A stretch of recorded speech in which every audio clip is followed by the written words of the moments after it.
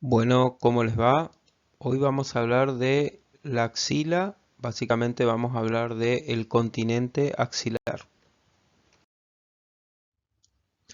Bueno, tenemos que recordar que la axila se considera una subregión dentro del hombro, es una parte topográfica del hombro, tiene la forma de una pirámide cuadrangular de vértice truncado, que es una imagen similar a esta estructura geométrica, ¿sí? Esta axila nos va a permitir la comunicación del miembro superior con el cuello. ¿Qué quiere decir esto? Que por este espacio van a pasar básicamente estructuras vasculares y nerviosas desde el cuello hacia el miembro superior. Se considera a esta región como un espacio comprendido entre lo que sería la articulación glenumeral o el tercio proximal del brazo y el tórax. Fíjense que para estudiar esta región es necesario o separar el brazo del cuerpo o del resto del tronco, ¿sí? De esta forma queda delimitado una región con esta forma geométrica que se denomina hueco axilar. Cuando el brazo está aducido, es decir, pegado al resto del cuerpo, el hueco axilar se pierde y se observa una región similar a un pliegue. Es por eso que algunos autores hablan de pliegue y hueco axilar. La forma anatómica para estudiar la axila es con el brazo en ligera abducción. Fíjense en esta imagen cómo estructuras vasculares y nerviosas, básicamente el plexo braquial, arteria y vena axilar, están dirigiéndose desde el cuello hasta el brazo, pasando por el espacio comprendido entre el miembro superior y el tórax, que se denomina axila. En la charla vamos a contemplar básicamente las paredes y los límites axilares. Bien. Esta región axilar, como dijimos, tiene una forma piramidal, cuadrangular, de vértice truncado. Presenta para su estudio dos ítems que ustedes tienen que tener en cuenta: límites y paredes. Los límites pueden ser superficiales y profundos, y las paredes son todas estas que vemos en la imagen. Fíjense que un límite serían los márgenes de esta pirámide cuadrangular. Entonces los límites axilares son líneas convencionales trazadas por los anatomistas para delimitar la axila. En cambio, las paredes axilares representan el contenido muscular, generalmente y aponeurótico, delimitado por estas líneas convencionales. Esos son dos conceptos importantes. Veamos ahora cuáles serían los límites superficiales y profundos. Los límites superficiales de la axila son líneas imaginarias que se pueden trazar a través de la piel. Fíjense, acá tenemos un espacio comprendido entre el surco o entre el deltoides y el pectoral mayor que se denomina surco deltopectoral. Esta región representa el borde inferior del pectoral mayor, esta el borde inferior del dorsal ancho y esta región representa la prominencia que hace la clavícula sobre la piel. Fíjense que los límites superficiales se tratan a través de estos relieves o de estos relieves que se marcan a través de la piel. Si proyectáramos esos límites hacia la profundidad, nos encontraríamos con músculos y huesos. De esta manera, los límites profundos de la axila son las mismas proyecciones hacia la profundidad de estas líneas imaginarias. Entonces, el límite externo superficial se corresponde con el surco deltopectoral en la superficie, pero a nivel de la profundidad se corresponde básicamente con el omóplato y con la articulación glenumeral. Entonces, esos límites serían los límites profundos externos. Los límites internos superficiales se corresponden con otra línea imaginaria que nace del vértice axilar y se dirige hacia abajo pasando por fuera de la región mamaria. Imaginariamente, si trasladáramos ese límite hacia la profundidad, nos encontraríamos con los rebordes externos de las 5 primeras costillas.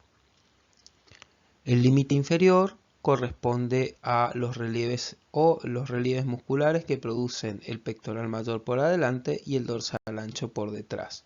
Profundamente serían estos límites.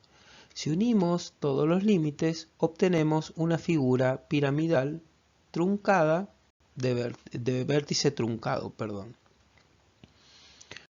Vamos a hablar ahora un poco del vértice axilar.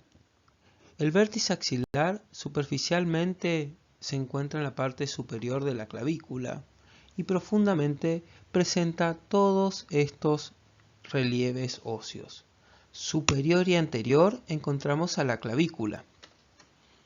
En la parte inferior encontramos a la primera costilla y a las inserciones distales de los músculos escaleno anterior y del serrato mayor. Externamente nos encontramos con esta prominencia ósea que sería la apófisis coracoides del omóplato junto con los ligamentos coracoclaviculares. Internamente es una imagen que la tenemos que ver en el frente, fíjense. Nuestro vértice axilar entonces estaría en esta región. El límite interno de nuestro vértice axilar sería el vértice que produce el ángulo de la unión de este músculo, que es el subclavio, con la primera costilla. De esa manera delimitamos nuestro vértice axilar.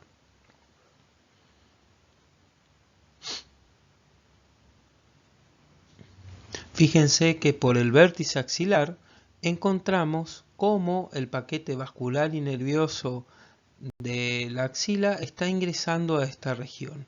Por arriba esta arteria y esta vena se denomina arteria y vena subclavia. Por debajo ya cambian de nombre y se denominan arterias y venas axilares. Por arriba del vértice nos encontramos con los troncos primarios del plexo braquial. A nivel de la cara inferior de nuestro vértice ya no existen más troncos primarios, sino que encontramos los fascículos del plexo braquial, fascículo lateral, medial y posterior. La base axilar es una estructura aponeurótica de forma cuadrangular. Esa estructura aponeurótica se encuentra delimitada por los bordes del pectoral mayor por delante y el dorsal ancho por detrás. Uniendo esos dos bordes por una línea imaginaria, obtenemos una estructura ligeramente cuadrangular que corresponde a la base axilar. Fíjense que ahora vamos a hablar de las paredes de la axila. La primera pared que voy a comenzar a explicar, porque es una de las más complejas, es la pared posterior. La pared posterior se encuentra formada por estos músculos. Fíjense, básicamente por el omóplato, por los músculos subescapular, redondo mayor y dorsal ancho. En esta imagen lo que estamos observando es la región del omóplato, en la cual se resecaron las costillas, y vemos la pared posterior de la axila de una visión anterior. Este músculo sería el subescapular. Luego tenemos el redondo mayor por debajo y el dorsal ancho por debajo y por delante del redondo mayor. Algo importante de esta región es que en esta zona se van a formar una serie de espacios que van a delimitar o van a permitir el pasaje de estructuras vasculares y nerviosas de la región anterior hacia la región de lo que sería la región escapular, o sea, la región posterior del hombro. Fíjense que los dos espacios importantes que tienen que estudiar en esta región son el cuadrilátero de Belpeau o húmero tricipital y el triángulo homotricipital. En estas imágenes vamos a describir esos espacios. Esta sería el esquemita que vimos en la imagen anterior, en la cual tenemos subescapular, redondo mayor y dorsal ancho.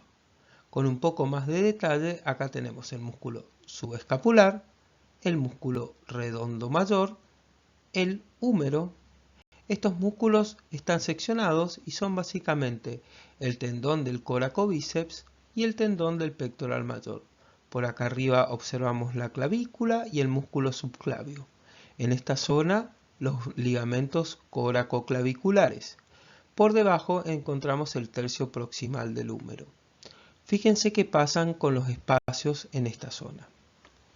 Básicamente, entre lo que sería el vientre del subescapular, el redondo mayor y el húmero, se forma un espacio triangular que se denomina triángulo de los redondos. ¿Por qué se denomina triángulo de los redondos? Básicamente porque por detrás del subescapular se encuentra el redondo menor. Entonces estaría por detrás el redondo menor y el redondo mayor. Entonces se denomina triángulo de los redondos. Ese triángulo se encuentra subdividido en dos espacios por este tendón, que es la porción larga del tríceps. Y de esa manera delimita dos subespacios más, un cuadrilátero externo y un espacio triangular interno. Entonces agregamos al esquema la referencia y nos encontramos con el triángulo de los redondos atravesado por el tendón del tríceps, delimitando un cuadrilátero externo y un triángulo interno. Reciben estos nombres esos espacios. El triángulo interno sería este que estoy demostrando con el puntero, es el triángulo homotricipital. El triángulo homotricipital presenta por arriba el músculo subescapular y el redondo menor, por debajo el músculo redondo mayor, por afuera el tendón de la porción larga del tríceps. Fíjense que por este espacio va a atravesar una arteria que se denomina arteria recurrente de la arteria subescapular.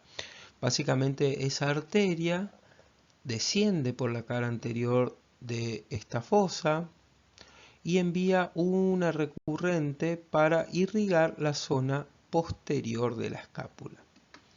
El cuadrilátero externo recibe el nombre de cuadrilátero de Bellevue o húmero tricipital y presenta como límite superior subescapular y redondo menor, límite inferior el redondo mayor, por fuera el húmero y por adentro la porción larga del tríceps. Por este espacio va a dar la vuelta un nervio que se llama nervio axilar o circunflejo, que es rama terminal del plexo braquial, acompañado con la arteria humeral circunfleja posterior. Bueno, veamos con más detalles los espacios del triángulo homotricipital y cuadrilátero húmero tricipital. Una cosa interesante es que estos espacios se pueden describir viendo la pared posterior de la axila por su cara anterior o viendo la pared posterior de la axila por su cara posterior. La única diferencia entre esta imagen y esta imagen es que el músculo subescapular tapa al músculo redondo menor. Entonces, lo que sería el límite superior en la región posterior va a estar limitado por el músculo redondo menor. Si lo vemos por delante, va a tener el músculo subescapular. Fíjense que acá ponemos la referencia. La única diferencia es que el redondo menor se ve en la cara, viendo por detrás esta pared, y el subescapular se ve viendo por delante. Bien. Fíjense, acá tenemos el músculo del redondo mayor, el músculo dorsal ancho, y observamos en el esquema además los fascículos medial y lateral del plexo braquial seccionados y rebatidos por arriba de la clavícula, el tronco posterior del plexo braquial y cómo se divide este tronco en un nervio radial que se dirige hacia el brazo y el nervio circunflejo. Este nervio circunflejo está ingresando a la región posterior del húmero por el cuadrilátero húmero tricipital o de Bellevue. Encontramos, dijimos entonces, un triángulo interno delimitado por arriba por el músculo subescapular y redondo menor, por debajo por el músculo redondo mayor y dorsal ancho, por adentro el vértice de unión de los dos músculos redondos y por afuera la porción larga del tríceps. Este triangulito permitía el paso de la arteria recurrente subescapular. Bien. El cuadrilátero húmero tricipital o Bellevue les habíamos dicho que estaba delimitado por arriba por el subescapular y el redondo menor, por abajo por el redondo mayor y dorsal ancho, afuera el húmero y adentro la porción larga del tríceps. Este espacio se encontraba atravesado por los vasos y nervios circunflejos. Bien. La pared anterior de la axila es un compartimento músculo-aponeurótico. ¿Qué quiere decir eso? Que va a estar formado por músculos y por aponeurosis. Los músculos que lo forman son los músculos anteriores del hombro, pectoral mayor a nivel superficial, pectoral menor y subclavio a nivel profundo. Fíjense que este compartimento presenta distintas aponeurosis. Va a presentar la aponeurosis del músculo pectoral mayor, la aponeurosis clavipectoroaxilar.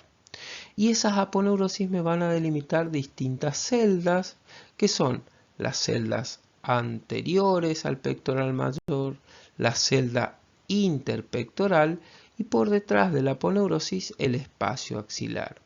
En el esquema lo que estamos observando es un corte sagital de la región axilar. Esto es anterior y esto es posterior. Acá encontramos el omóplato, la clavícula. De la clavícula se desprende el músculo subclavio, por debajo el pectoral menor y por delante el pectoral mayor. Hacia atrás encontramos el músculo supraespinoso, infraespinoso, el músculo subescapular, el músculo redondo menor, redondo mayor y dorsal ancho. Fíjense que si uno mira por adelante esta pared, que sería la pared posterior de la axila, no ve el músculo redondo menor. Hablemos un poquito de la fascia clavipectoroaxilar. Se puede denominar también fascia clavicóracoaxilar. ¿Por qué? Porque envuelve al músculo pectoral, al músculo subclavio pectoral y se inserta en la base de la axila. Fíjense que esta aponeurosis, si uno la ve de perfil o en un corte sagital, envuelve al músculo subclavio, al músculo pectoral menor y se ancla en lo que sería la aponeurosis de la base axilar. Si uno la ve de frente, esta aponeurosis envuelve al pectoral, al subclavio, al pectoral menor y luego se pega en la apófisis coracoides y en la cara lateral o medial, de los músculos coracobíceps y se inserta finalmente en la base de la axila. Por eso recibe el nombre de clavicóracoaxilar. La pueden encontrar también como clavipectoroaxilar. Esta aponeurosis clavipectoroaxilar recibe dos nombres. Por arriba se denomina clavipectoral y por abajo se denomina pectoroaxilar. Fíjense que la aponeurosis clavipectoral tiene un reparo anatómico o algo anatómico que es básicamente que se encuentra perforada, y si uno ve la perforación que presenta esa aponeurosis me está permitiendo me está dejando pasar una arteria que viene de la arteria axilar, un nervio que viene del plexo braquial y una vena que está ingresando hacia la vena axilar. Esas estructuras son la vena cefálica, la arteria tóracoacromial y el nervio que va a inervar al pectoral mayor, que se denomina nervio del pectoral lateral o pectoral superior. Fíjense, acá tenemos el esquema de la fascia clavipectoral en una visión anterior. Esto sería el músculo deltoides. Acá encontramos el músculo pectoral mayor, en el cual se seccionó el fascículo clavicular de este músculo. Fíjense que entonces por debajo encontramos una aponeurosis o una fascia que sale de la región subclavia y envuelve al músculo pectoral menor. Por esa fascia está ingresando la vena cefálica, emergiendo las ramas acromiales de la arteria tóracoacromial y el nervio que me va a inervar básicamente los fascículos o todo el músculo pectoral mayor. La parte inferior de nuestra fascia clavicóracoaxilar se denomina ligamento suspensorio de Gerdy o ligamento suspensorio de la axila. ¿Por qué suspensorio? Porque se está insertando de la parte inferior del pectoral menor en la aponeurosis profunda de la base de la axila. Fíjense que en una visión lateral tiene forma triangular y en una visión de frente también tendría una formita triangular. La aponeurosis de nuestro músculo pectoral mayor junto con la aponeurosis pectoroaxilar forman la aponeurosis de la base de la axila, que después se asocia o se adosa a las aponeurosis que envuelven a los músculos de la región posterior de la axila. De esta manera, estas aponeurosis me van a delimitar las distintas celdas de la región axilar. Fíjense acá con más detalles, observamos la perforación que producen los elementos de la aponeurosis o de la fascia clavipectoral que recién charlamos. Bien, entonces yo les dije que había distintas celdas en nuestra región axilar. Existe una celda que se encuentra por delante del pectoral mayor, que sería una celda subcutánea que puede contener parte del tejido mamario. Por detrás del pectoral mayor y por delante del pectoral menor se forma este espacio que recibe el nombre de celda interpectoral. Ese espacio interpectoral presenta los elementos que atraviesan la fascia clavipectoral junto con el nervio del pectoral medial que va a inervar al músculo pectoral menor y al pectoral mayor. Finalmente, el espacio comprendido entre la aponeurosis clavipectoral, la base de la axila y la aponeurosis que cubre la pared posterior de la axila recibe el nombre de celda axilar o espacio axilar.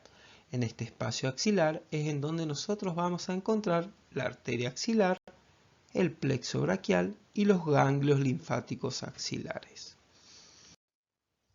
La base de la axila es la región más inferior de nuestra axila. Habíamos dicho que tenía forma ligeramente cuadrangular. Está formado básicamente por estructuras aponeuróticas y celular subcutánea. La parte externa está cubierta por el vello axilar. Esta base de la axila, cuando uno separa el brazo del cuerpo, forma un hueco que se recibe el nombre de hueco axilar. Cuando uno junta el brazo al cuerpo, esa base de la axila se hace casi inexistente. Fíjense que cuando seccionamos la base de la axila y la vemos en una vista superior, nos vamos a encontrar con una imagen similar a esta. Básicamente, lo importante de esto es que nuestra base de la axila se va a pegar a todos los músculos de las paredes axilares. Fíjense, acá tenemos la quinta costilla, pues estamos en la parte inferior de nuestra axila, el omóplato y el húmero. Encontramos este músculo que es el músculo subescapular. Este músculo que sale del borde anterior e interno de la escápula se denomina músculo serrato anterior, se va a insertar en las costillas. Por delante encontramos el músculo pectoral mayor, pectoral menor, músculos que se insertan en la corredera bicipital interna que son redondo mayor y dorsal ancho. La aponeurosis de la base de la axila se pega en todos esos músculos, pero deja un espacio cercano al húmero, es decir, en su región más externa, para que pase el paquete vascular y nervioso de la axila hacia el resto del miembro superior. El espacio que deja la base de la axila para el pasaje del paquete vascular y nervioso presenta un engrosamiento en la periferia que se denomina ligamento semilunar de la base de la axila. De esta manera observamos la base de la axila de frente. En las imágenes me falta mostrar la pared interna de la axila, pero básicamente la pared interna de la axila está formada por las 5 primeras costillas y el músculo serrato anterior, y la pared externa de la axila que se corresponde con los músculos o el tercio proximal de los músculos coracobíceps. Esos músculos van a ser estudiados en el resto del cuerpo o en el brazo, ¿sí? Bien. Por último, les quiero dejar un esquemita de las paredes de la axila para ver si se puede comprender un poquitito mejor. Fíjense, en este lado vamos a poner la pared anterior de la axila, la pared medial de la axila y la pared posterior de la axila. Descendiendo por este espacio, que sería el espacio o celda axilar, nos encontramos con la arteria axilar y los nervios del plexo braquial. Fíjense que nuestra pared anterior de la axila, que sería este espacio violeta, yo les dije que la aponeurosis se encontraba perforada en su tercio superior y que permitía el paso de las estructuras vasculares y nerviosas, básicamente la rama acromial de la arteria toracoacromial, el nervio del pectoral lateral y la vena cefálica. En la cara posterior o en la pared posterior de la base de la axila, ustedes se tienen que acordar de estudiar estos dos espacios, el espacio cuadrangular interno y triangular externo. Por el espacio cuadrangular interno, que estaba delimitado por el músculo subescapular y redondo menor por arriba, dorsal ancho y redondo mayor por abajo, tríceps por adentro y húmero por adentro, por afuera, pasaba el paquete vasculonervioso circunflejo. El triángulo interno se encontraba formado por el subescapular y redondo menor por arriba, dorsal ancho y redondo mayor por abajo, la porción larga del tríceps por afuera y el vértice es interno. Por ese espacio pasaba la arteria recurrente de la subescapular. Esto en el esquema correspondería a la base axilar.